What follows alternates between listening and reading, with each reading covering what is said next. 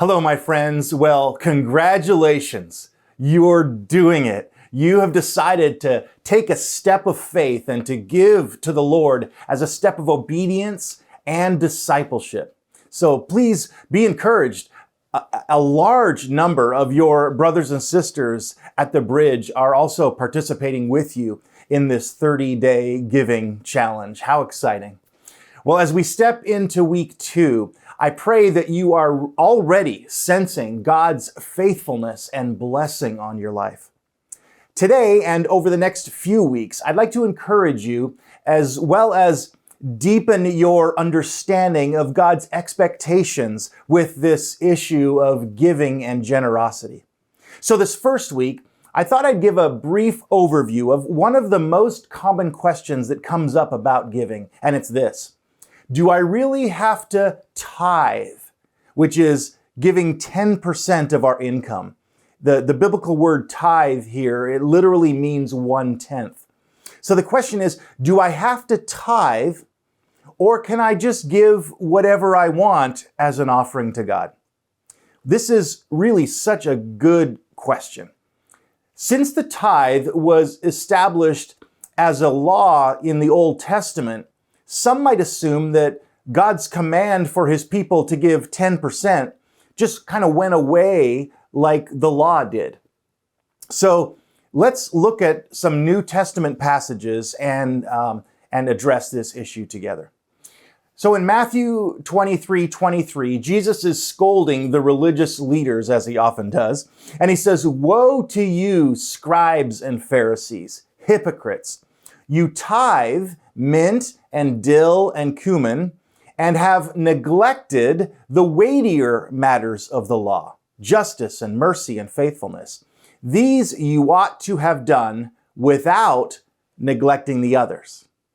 So in this passage, Jesus is rebuking the religious leaders for upholding one part of the law, the tithe, but neglecting the more important part of the law, the heart issues. But here clearly, Jesus affirms the tithe.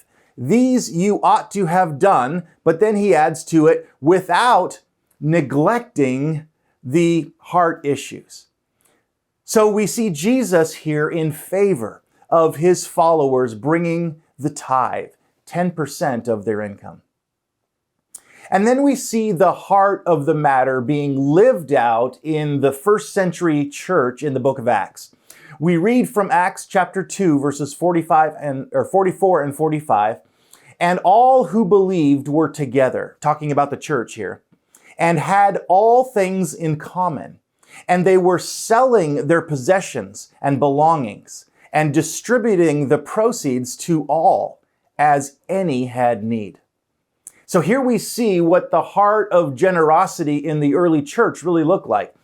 It was much more than that baseline standard of 10%. They were selling what they had in order that anyone who had need within their community could be provided for. Imagine that kind of commitment to one another expressed through radical generosity. I mean, they gave until it hurt. They really felt it. So let me give you some summary thoughts. While no longer a law, we still have this baseline standard of giving, which Jesus seems to affirm, 10% of our income, the tithe. But then, in the early church, we see Jesus' followers giving back to the Lord even more than 10%.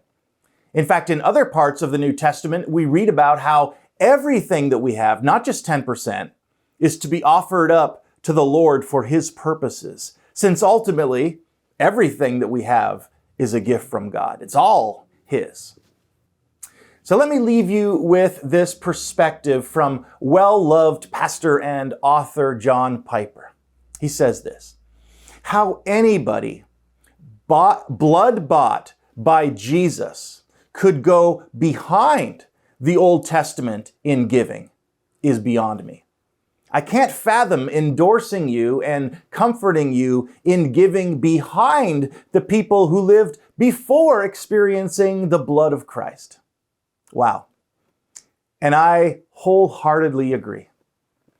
If the Old Testament law's standard was 10%, And now I have new life in Jesus because he shed his blood and he gave his everything for me. How could I possibly offer him less than the standard of the pre-Jesus law? And that, my friends, is the way that I've tried to live my life and how I have taught others. That 10% is a good baseline standard of obedience for us. And generosity begins at 11%. Well, I hope this has been helpful to you. Remember, this is about discipleship. This is a discipleship issue for us. That's why it's so important and why I'm so excited about it. Growing in our faith and developing a deeper relationship with Jesus. That's what this is about. We never want to be giving out of guilt or obligation, but from a cheerful heart. So may one of God's blessings on you be that cheerful heart as you give. Hey, I love you all so much, and I'll be back next week with another video to share with you as well. Hope to see you soon. God bless.